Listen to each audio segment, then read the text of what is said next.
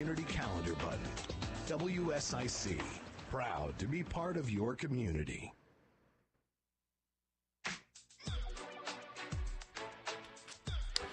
Hello and welcome to Dollars and Cents, presented by North Main Financial. I'm your host, Joshua Dobi. Thank you so much for tuning in to us here, 4 o'clock hour here on Thursday, here on Dollars and Cents.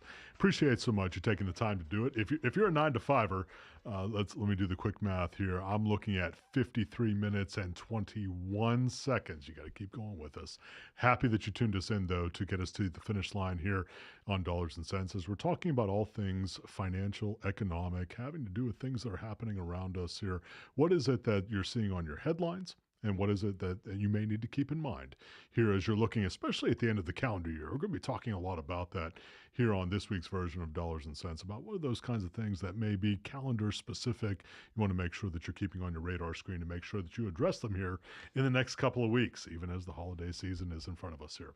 If you'd like to give us a call here in the studio, perhaps there's a particular subject that you have on your radar screen, or if there's something that you think is big on the headlines you'd like for us to talk about here. I can't promise you we're going to get it on, but I promise you if we can't get it on today, we're going to get it on a subsequent show to make sure that we address it. Want to make sure always that what we're talking about here is relevant to you.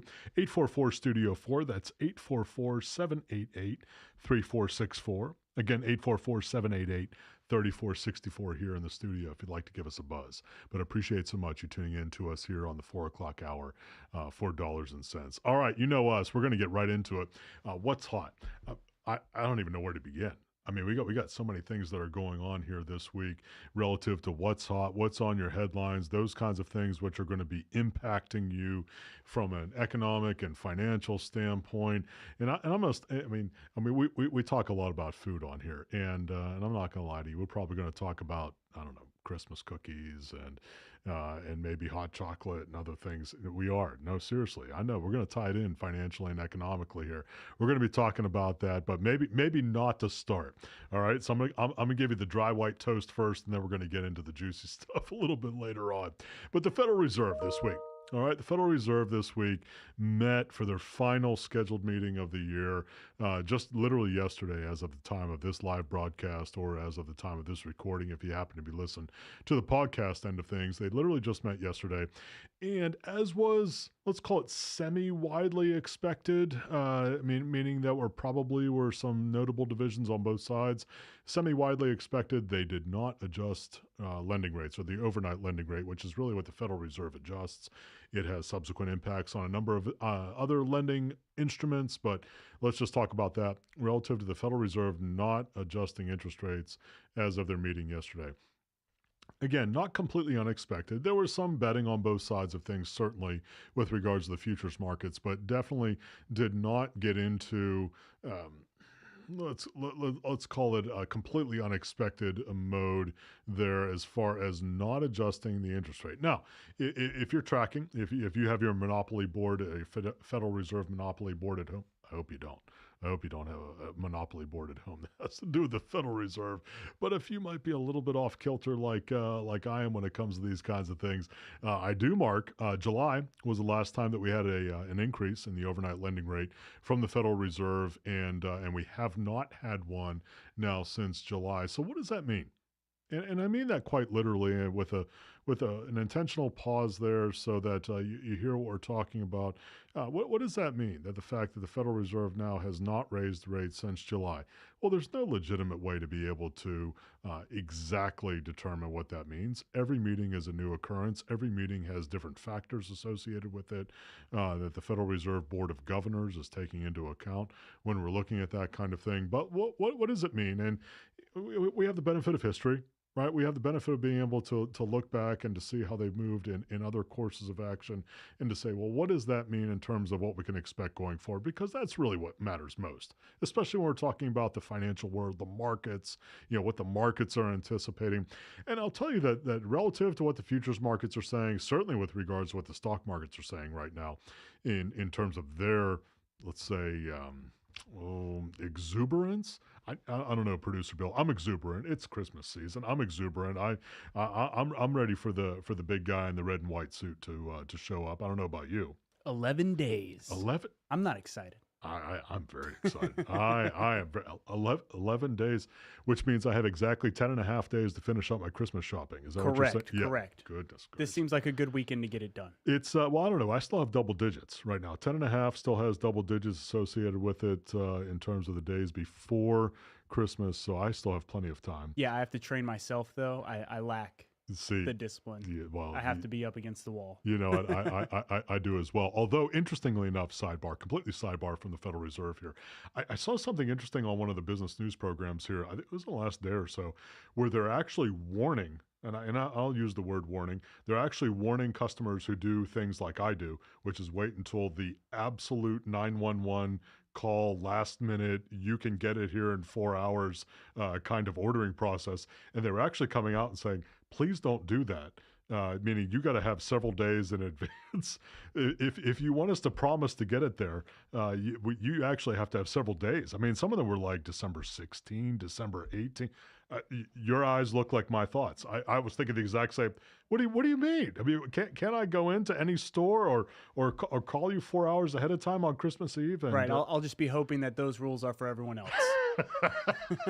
and then, of course, on Christmas Day, I will blame somebody else because Correct. that's what I'll do. Like, look, I did this. I planned for it 6 hours ago for it to arrive here. It hasn't. Blame UPS, Exactly. FedEx, Amazon, anybody that I can, of course.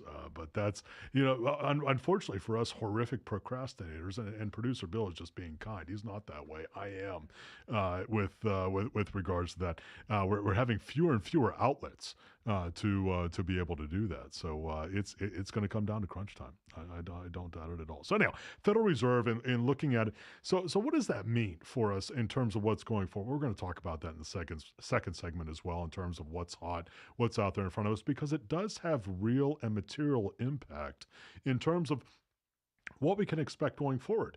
I mean, literally everything we're talking about in terms of what you're going to earn on your money markets and your CDs, to what is the cost of a mortgage? What is the cost of a line of credit? What is the cost of a car loan? All of those kinds of things. And you keep backing down the line. It impacts rents. It impacts leases. It impacts other forms of financing instruments. We're going to be seeing a lot that is impacted by this, because in addition to the fact that we're okay, I'll give it to you. We're probably at the end of the raising cycle insofar as this particular raising cycle is concerned. Now, of course, and this is where we go as a market. Now, of course, folks are looking at, okay, what does that mean when they're going to cut? Literally. I mean, and that's not uncommon. I mean, we think about that in a little bit of a disconnect. Well, we just got done raising rates. How come we're going to start cutting them? I know it's a little bit crazy, but that's where the markets go. And so then, as you're looking forward, so what if the Federal Reserve begins to cut rates within the next 6, 9, 12 months? What will that mean for the overall markets? What will that mean for the equity markets? What will that mean for the bond markets, the real estate markets? What will that mean in terms of financing costs? Does that mean that the cost of financing is going to be dropping significantly here over the next several months or into the next year or so? I'll give you a terrible answer. I don't know. None of us do. We're going to have to wait and see as we get into that season, as we get into that space where they're going to be moving into that. And certainly we're going to be watching it, and we're going to be bringing it to you as we see it happening. So, all right, it's a little bit of a teaser. I want you to hang around. Thank you so much for being with us here on Dollars and Cents, presented by North Main Financial, here on WSIC News Talk Now. More of Dollars and Cents with certified financial planner Joshua Dobi is coming up on WSIC. Here is your WSIC community calendar. Already thinking about what you're going to do in the new year? Several performances scheduled at Kane Center for the Arts are already sold out. Some of the upcoming Kane Center performances include Rocky Lynn, Forever Young, Jeff Allen, and even a Stunt Dogs experience. To see the entire lineup and to purchase your tickets, visit canearts.org. That's CAIN arts.org. Want to see more than 5 million Christmas lights at one time? Speedway Christmas is back. Happening daily, the amazing Speedway Christmas at Charlotte Motor Speedway is happening now through January 7th. The show is open 6 to 10 p.m., rain or shine. The Infield Christmas Village is open Thursday through Sunday nights. Speedway Christmas at Charlotte Motor Speedway, now through January 7th. For tickets, visit charlottemotorspeedway.com. Santa is here. Schedule your time to take pictures between now and Christmas Eve in Birkdale. Appointments include time with Santa and 8 digital images from the professional photographer. For more info and to schedule your time with Santa, visit birkdalevillage.com. Come enjoy mistletoe sip and shops in downtown Mooresville this Friday. Open houses, store specials, sumptuous sips, divine deals, and yummy appetizers. Oh boy! This Friday night, 6 to 8 p.m. Mistletoe Sip and Shops this Friday night, downtown Mooresville. For more info, visit downtownmooresville.com.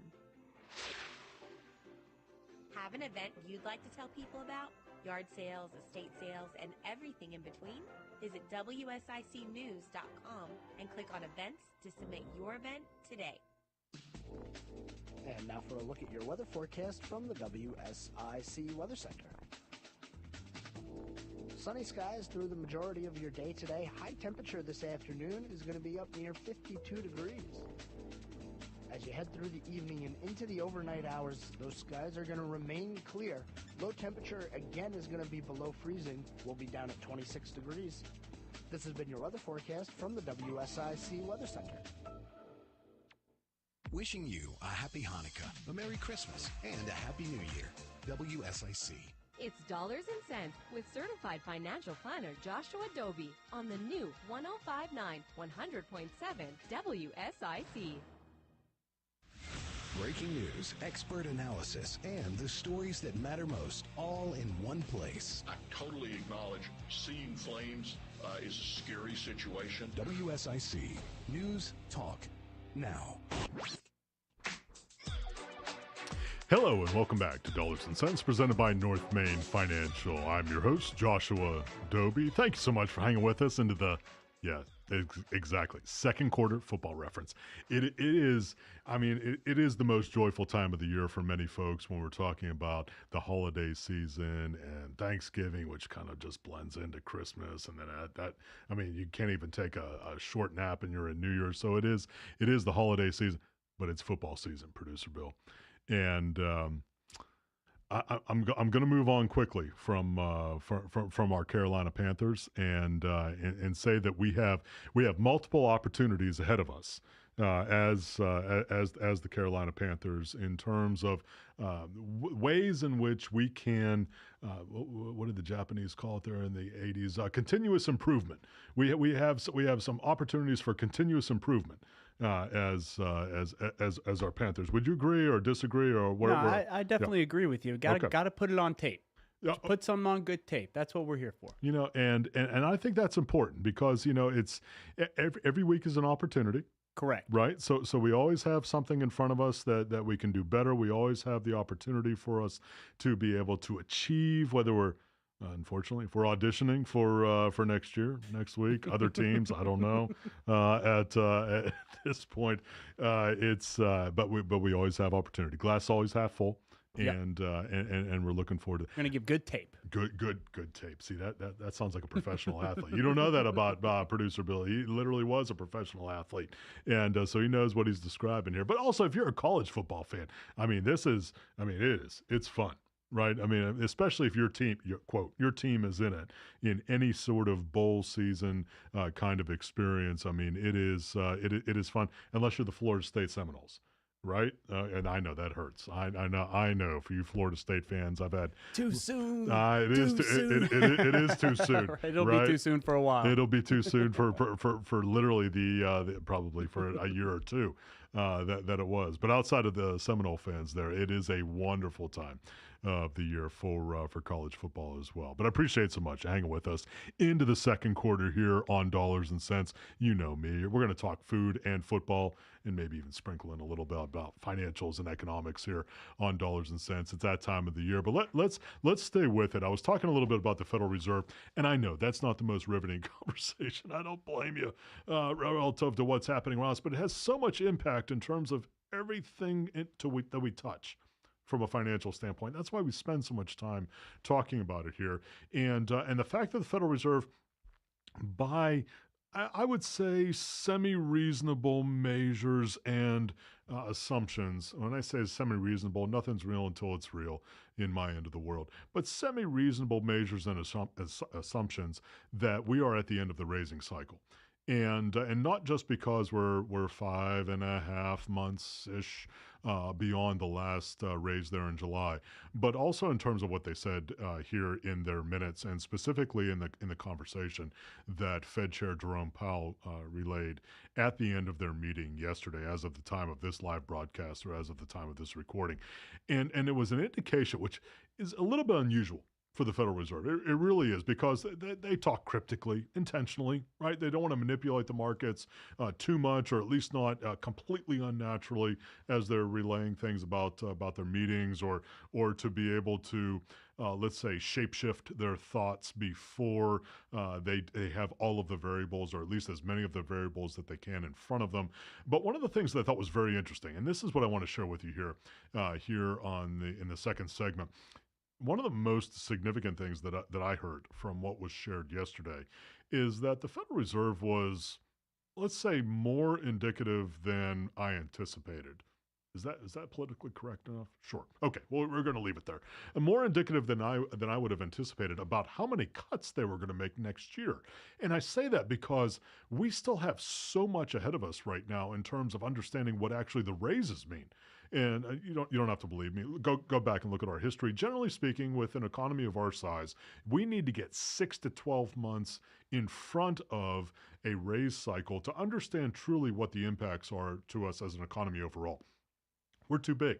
We are, and things don't just, we're the proverbial Titanic in terms of moving relative to significant repositioning from an economic standpoint. We just don't have that happen overnight.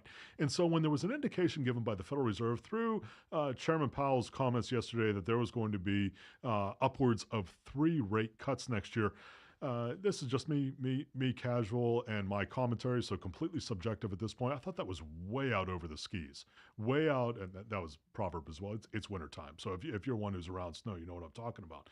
But way out over the skis in terms of saying, well, this is what we anticipate is going to happen for the next year. We still don't know what's going to happen as a result of the hikes at this point. So I was a little bit, surprised, maybe concerned that there was an indication that was going to happen. Let me say it this way.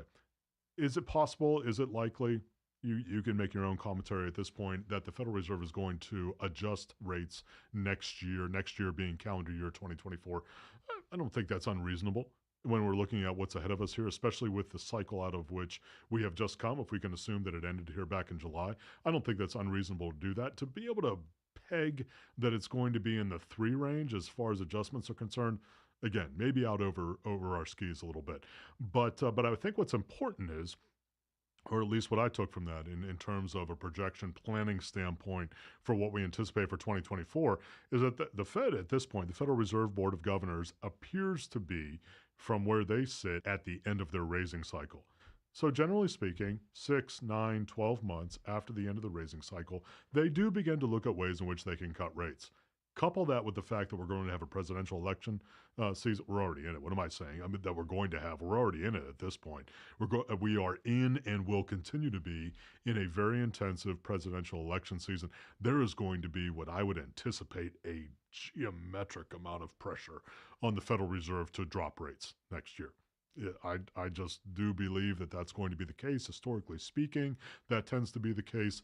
And I would expect in the short run, you can define short in whatever ways that you want.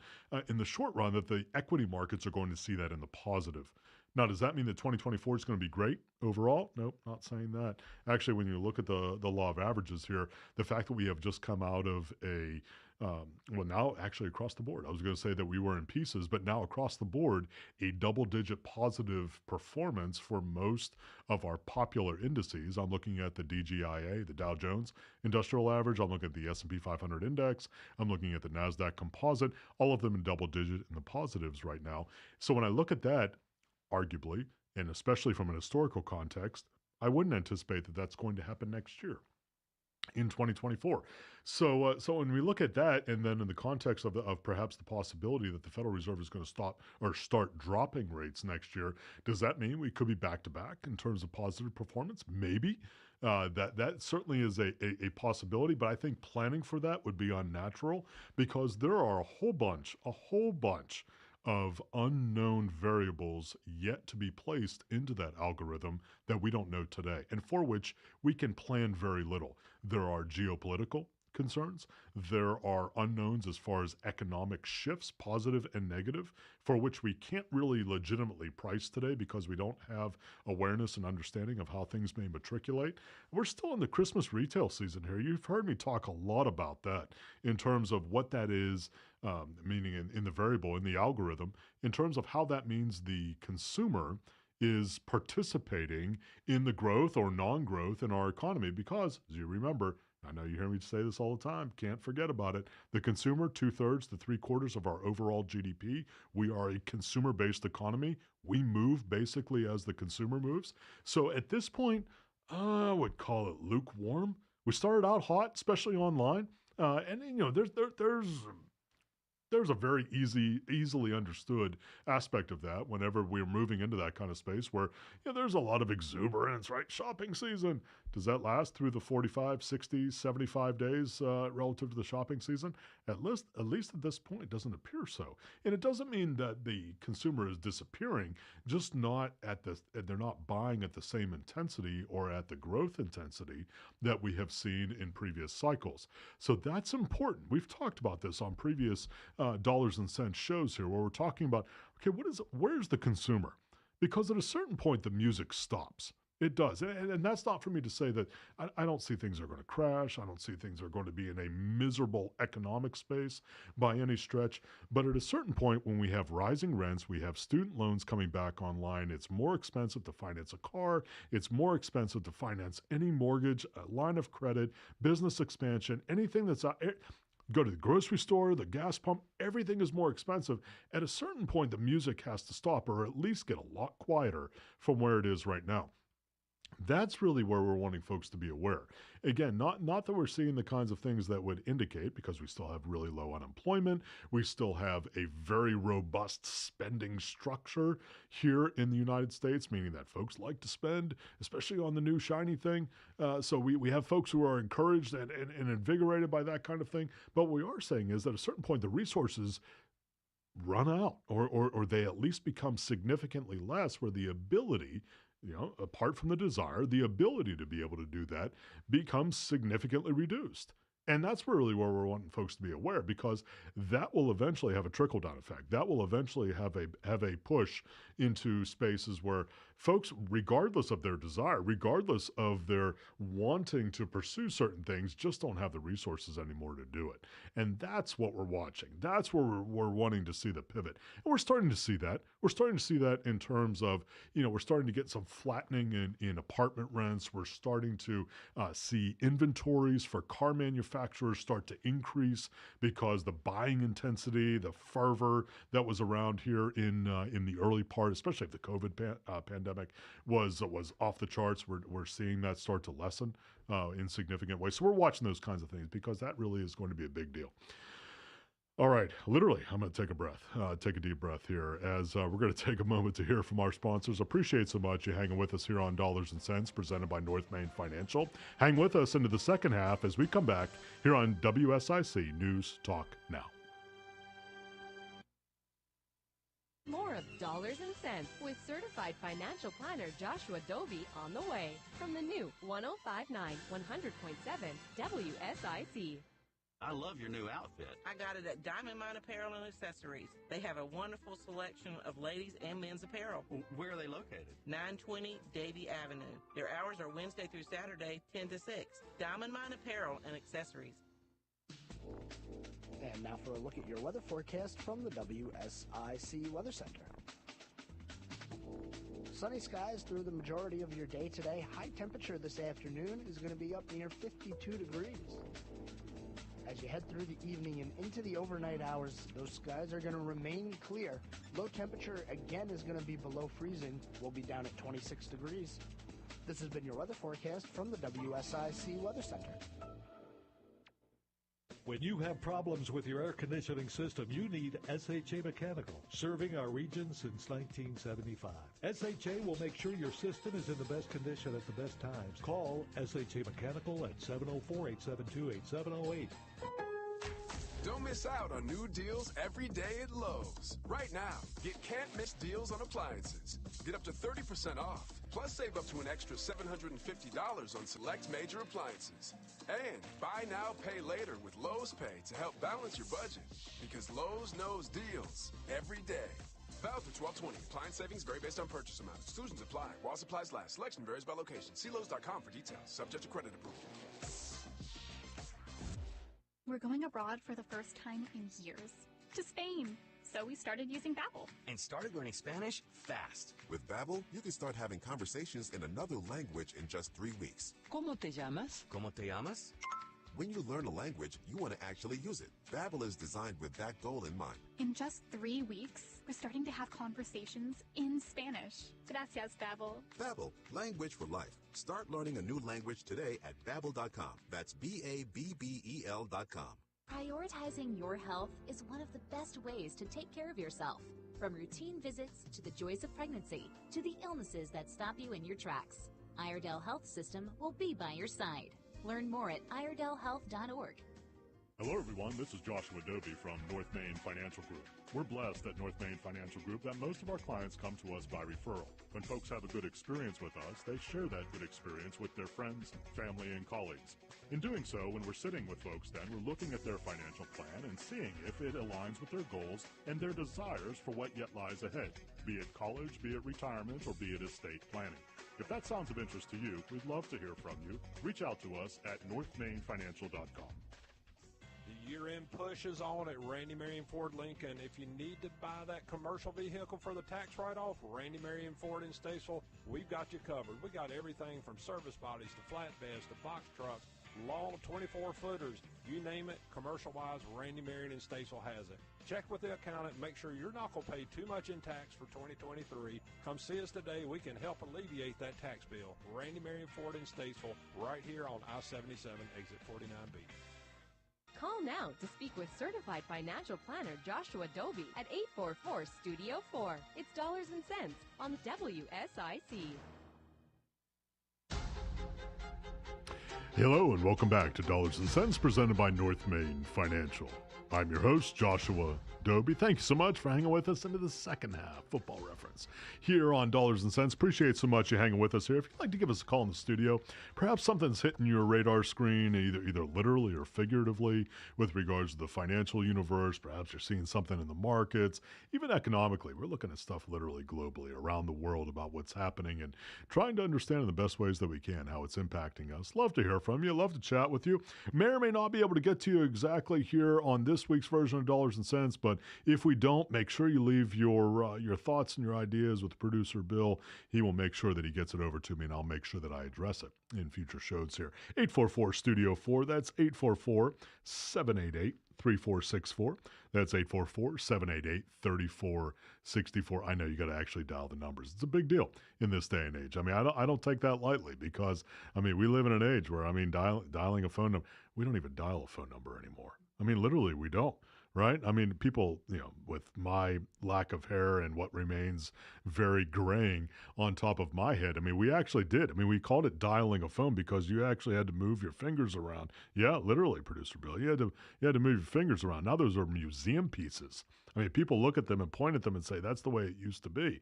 Now we just touch items on a screen, and it's not even buttons. There aren't even buttons anymore. Now it's just a screen that has these figurines on them. We don't even question it. I mean, we don't. I mean, it's just the way we just trust it. I mean, we just trust it. I mean, admittedly, I do that as well. So when I'm dialing something, it's not like I'm actually depressing a button or moving my fingers around a rotary dial here. If you're watching on the socials, I mean, I just look at this little machination on my screen and it works. And let's full disclosure, I sometimes don't even dial it. Sometimes I tell Siri, and you all know who Siri is if you are an Apple person, I just sometimes tell Siri who I want to call. No, really. I just say who I want to call, and if it matches up pretty closely with who I want to call, they just call them. I don't even have to depress the machinations on my screen. It is that world. You better be ready for it. I don't like it either. I'm a legal pad guy. Are you kidding me? I'm a legal pad and AM radio guy. I mean, I'm whatever is being devoured by what's happening in this day and age. But it's real. So you bet we got to catch up with it, whether I like it or not. I mean, I'm even using I got an iPad and a laptop in front of me here. If you're looking on the socials, and that makes me about as uncomfortable as anything. But it's the world in which we live, and that's okay. All right, what to know. What to know is a segment here on Dollars and Cents when we're talking about not so much something that is applicable necessarily to everybody, but something where we are receiving a significant number of calls, a significant number of questions with regards to, let's call them broad-based topics when we're talking about things financial and economic. We've talked about IRAs, we've talked about other retirement accounts, we've talked about the kinds of things that have to do with whether we're looking at savings, bank accounts, money markets, all those good kinds of things. What we're going to be talking about in today's What to Know segment are college savings, and specifically addressing the college process, meaning how we qualify for grants, for scholarships, for loan possibilities, and I'm really speaking to not only the folks, the young persons who are getting ready to go to college or who are reapplying if they're already in the college process, but I'm also speaking to the parents, and that has to do with the FAFSA. And if you're not familiar with the acronym FAFSA, FAFCA, the Free Application for Federal Student Aid, lots of updates with regards to that. And you may already know these things because a lot of this has been distributed publicly. We're getting a lot of questions on it. And let me also caveat by saying, first of all, we're not federal employees. We are not ones who complete the FAFSA form, but we address a lot of questions with regards to completing the form, what goes on the form, what doesn't go on the form, what has changed with regards to go on the form, and there's been a lot. I mean, it's a fire hose of things that have been changed, both in the positive and I would offer up in the not so positive with regards to what goes on the FAFSA forms and how you qualify for aid. And so there's been a lot of changes here. First big one that's sitting out there, the new updated form. Boy, if you're looking for it, I understand you can't find it right now. Not going to be available until December 31st. I know it's usually available in September. I know it, and it's been incredibly frustrating for so many persons who are trying to find the form so that they can complete it and get it into the evaluation process so that they can get an understanding from their chosen colleges and universities about what their aid package will be. It's not even out there yet. So if you have been looking for it, it's not funny. I'm chuckling because countless. These are just the folks that I know. So how many more beyond that? Thousands, tens of thousands, hundreds of thousands of folks who are looking at those kinds of things and not able to find it. The new iteration of the FAFSA form is not even available until December 31st. And here's another item. This is big. And I say this, it's big if you're involved in the process, right? Because this has not been a part of the process before. If you are one who is going to fill out the FAFSA, basically anybody who's going to college anymore, because most colleges, whether you're going to get aid or not, require you to complete the FAFSA, the Free Application for Federal Student Aid. Here's a big change. You actually need to have an FSA, Federal Student Aid ID. Let me say that again. If you're one who's completing the FAFSA form, this is the new iteration. It's not even out yet. It's not even out till December 31st. So there's nothing you can do about it literally at this point as of the time of this broadcast or recording. But you need to have an FSA ID, and that's something you can address now. So you want to go to the FSA website, again, the Federal Student Aid website, FSA website, and you need to complete the online process to get an FSA ID. You're going to ask me why to have that. You're going to ask me, what the change has been. I'm not going to be able to provide you any legitimate answer, except that you need to have it at this point. So make sure you go onto that website, you get your ID, because you can do that before December 31st. You want to make sure that you have that so it doesn't slow down your process, because it takes 2 to 3 business days, of course. It takes 2 to 3 business days after you apply for that through the FSA website to get your FSA ID. You need that FSA ID to complete the new iteration of the FAFSA form.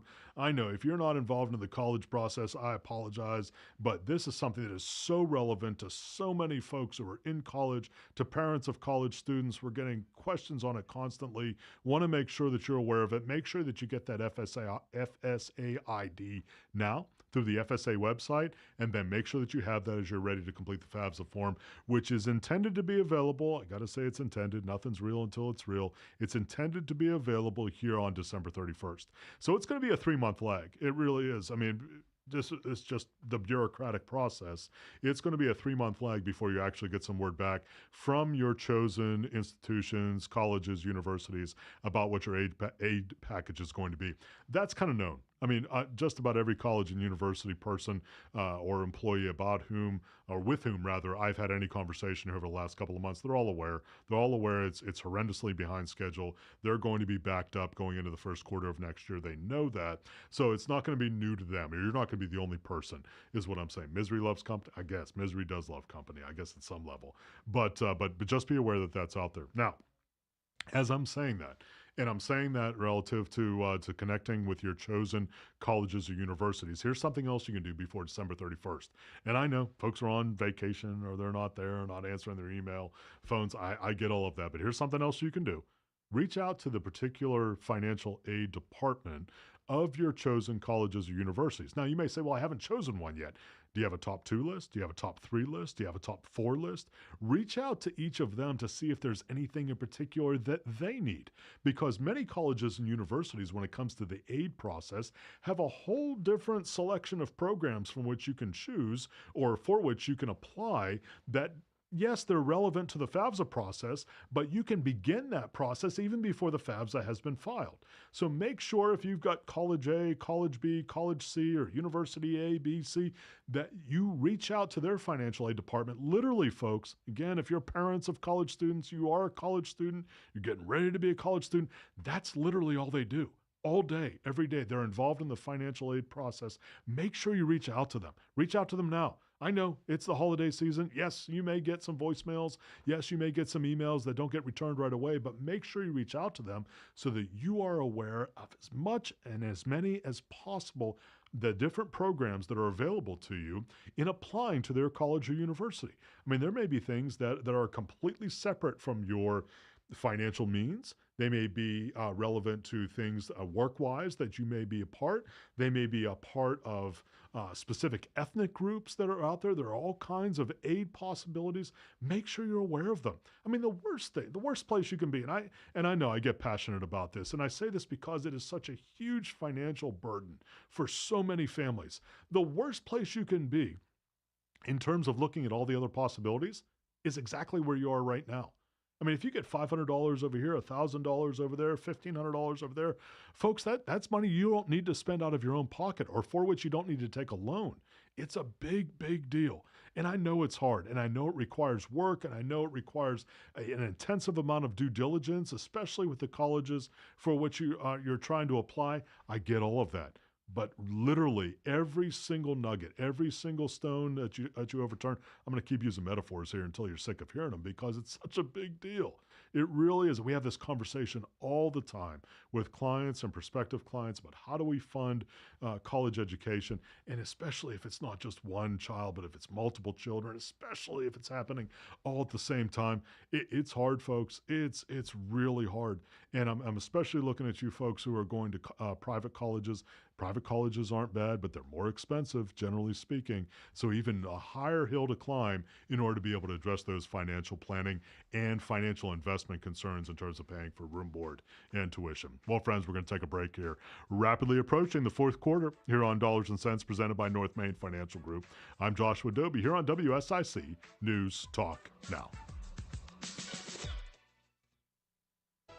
More of Dollars and Cents with certified financial planner Joshua Dobi is coming up on WSIC. Here is your WSIC community calendar. Already thinking about what you're going to do in the new year?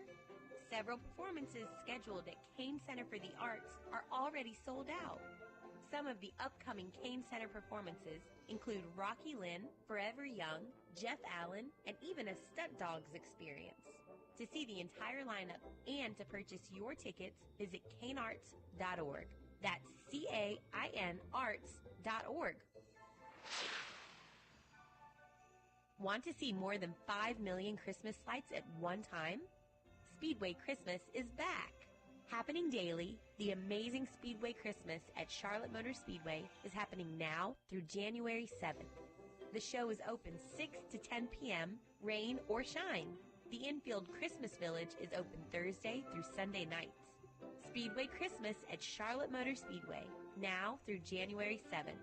For tickets, visit charlottemotorspeedway.com. Santa is here. Schedule your time to take pictures between now and Christmas Eve in Birkdale. Appointments include time with Santa and 8 digital images from the professional photographer. For more info and to schedule your time with Santa, visit birkdalevillage.com. Come enjoy Mistletoe Sip and Shops in downtown Mooresville this Friday. Open houses, store specials, sumptuous sips, divine deals, and yummy appetizers. Oh boy! This Friday night, 6 to 8 p.m. Mistletoe Sip and Shops this Friday night, downtown Mooresville. For more info, visit downtownmooresville.com. Have an event you'd like to tell people about? Yard sales, estate sales, and everything in between? Visit WSICnews.com and click on events to submit your event today. And now for a look at your weather forecast from the WSIC Weather Center. Sunny skies through the majority of your day today. High temperature this afternoon is going to be up near 52 degrees. As you head through the evening and into the overnight hours, those skies are going to remain clear. Low temperature, again, is going to be below freezing. We'll be down at 26 degrees. This has been your weather forecast from the WSIC Weather Center. Revitalize your landscape with ease. Experience hassle-free transformations with Drum Landscape Supply's swift and reliable delivery service. Visit drumlandscapesupply.com today. Drum Landscape Supply, your local one-stop landscape shop.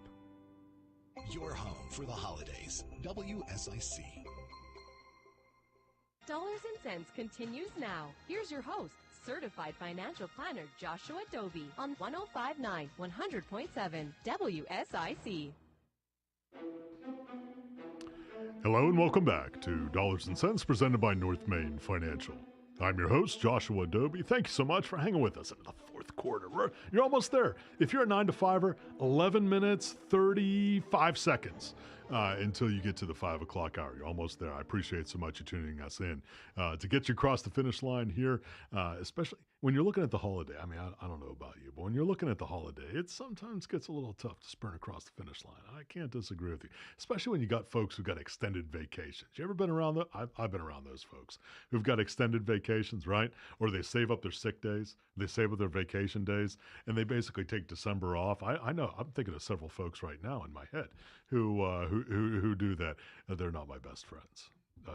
Because we don't have time off here through the holidays. As a matter of fact, for us here at North Main Financial, it's a busy time through the end of the year because we got so many calendar-specific things, whether we're talking about tax-related kinds of things, charitable kinds of things. So it's a busy time for us. So I guess it's envy. If I'm really calling what it is, Producer Bill, it's envy.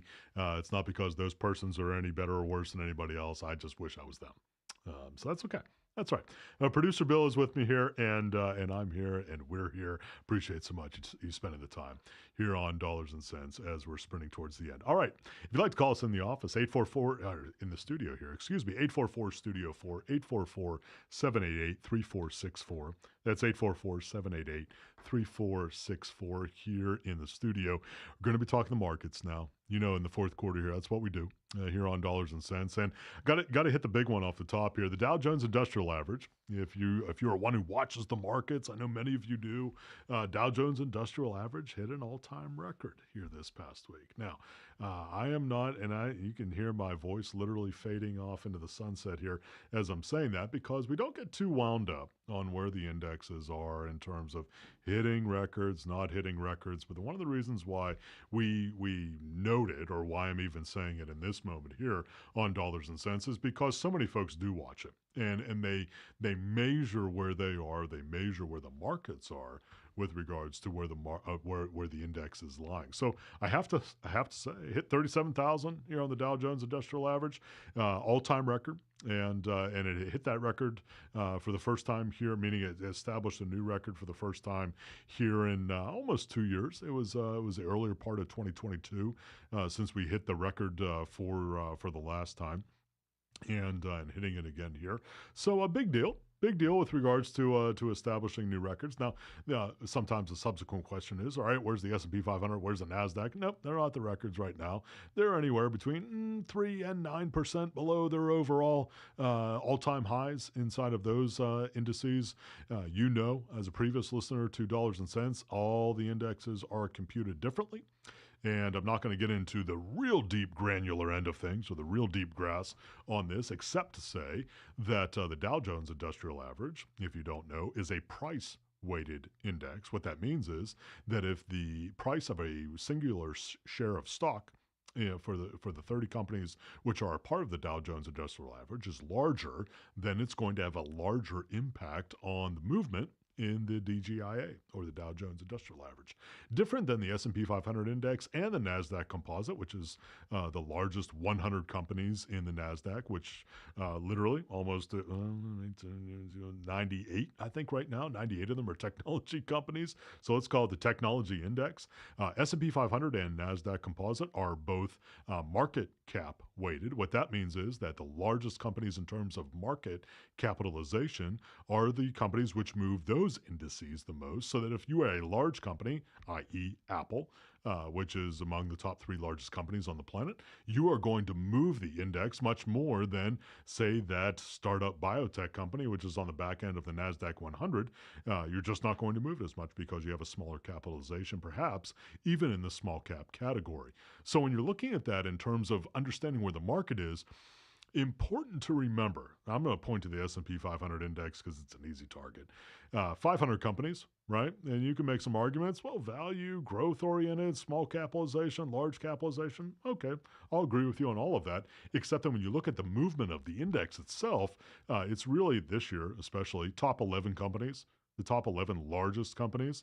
And I'm going to give you about, maybe a 3 count to tell me which sector they're in. 1, 2, yeah, you're right, technology sector. So when you're looking at it, it's Apple, it's Amazon, it's Netflix, it's Google, now known as Alphabet, it's Facebook, now known as Meta, who are moving the index the most there. And so you get a very skewed picture on where things are. Really what you're seeing are 11 companies. And if you take so I'll say it this way, you take those 11 companies out, or, and you've heard me say this, if you take a look at a much lesser known index, which is the equal weight S&P 500, which means every company is equally weighted in terms of computing the index, the performance this year, not nearly as rosy as what you're seeing in the pretty standard S&P 500 index. So it's important to make yourself aware. You don't have to use that as the only metric. You also don't have to use that as the way to compare how your portfolio is being managed or performing. But it is important for you to be aware that that's out there. And it's especially important to understand how it's computed. Because we hear folks all the time, well, how am I doing relative to the markets? Well, do you really want that answer? Or do you want to know, which is what usually folks want to know, how am I doing compared to the most popular indices that I see on my nightly business news programs? That's really what folks want to know, and I appreciate that. That's the world in which we live at this point. But in doing that, really what you're doing is you're comparing yourself against the 12 largest companies, relatively speaking, and most expensive companies out there. That's really what you're doing. And so it's important. That's not right or wrong, good or bad. It's just important to be aware of that. Because, I'll hear folks say this all the time. Well, relative to the market, I'm doing fill in the blank. Great. Or I'm doing terrible relative to the overall market. Well, are you? Are you comparing yourself on an apples-to-apples comparison? And if you believe that you are you sure? Because you want to make sure that the metric that you're using as your benchmark is actually an apples-to-apples comparison. And I know that's hard. We struggle with it at North Main Financial all the time because the metrics, the indices themselves are constantly changing. So as soon as we set up what we think is a blended average of several different indices, one or more of them change the constituency of the particular index, and we got to shift the whole thing all over again. And it's hard. So it's hard to do that. I appreciate that at a very intimate level so that we can understand how are we doing against like kinds of things.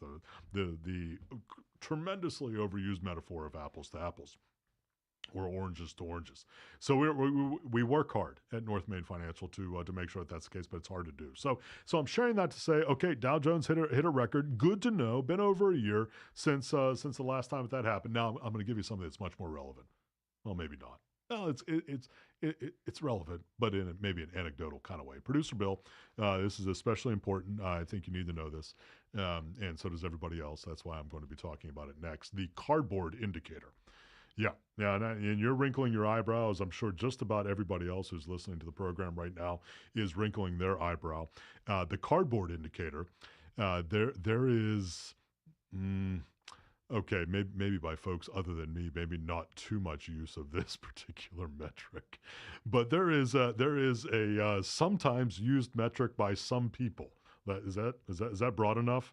Okay, so there's a sometimes used metric by some people that the price of cardboard is indicative of where we are in our economy right now, meaning that. And it is a one-to-one correlation, at least the ways that we who watch these kinds of things manipulate it. One-to-one correlation, and that is the price of cardboard increases, so do the prospects for our economy. And the idea behind it, now, Producer Bill, you're probably not this kind of person. I hope you're not. And if you are, you don't have to admit it on air here, that I may or may not due to me, of course, due to other folks in my household, have a daily now collection on my front doorstep of cardboard encased somethings. Now you the listening audience, you probably don't have. Yeah, actually you do. Actually, I'll make the assumption that you do have if it's not daily, I hope it's not daily, but if you have a let's say a regularly occurring collection of cardboard pieces, Producer Bill, I mean, it's daily. Oh, it's daily. See, I'm surprised they don't open up a shop across the street. It is amazing. Right. Or just have somebody that's sitting out front who's saying, I'm just going to have somebody deliver them to me because I'm tired of going back to the warehouse and bringing them right back here. Exactly. Kind of thing. It is amazing. And what we've seen, or what I've seen, so I'm not I can't even pull anybody else into this mania that we're talking about here, but we're starting to see from the largest paper companies. So the largest paper companies, International Paper, Package Company of America, those are the two largest producers of corrugated paper or corrugated product to produce cardboard. We're starting to see the prices increase for the first time since the pandemic.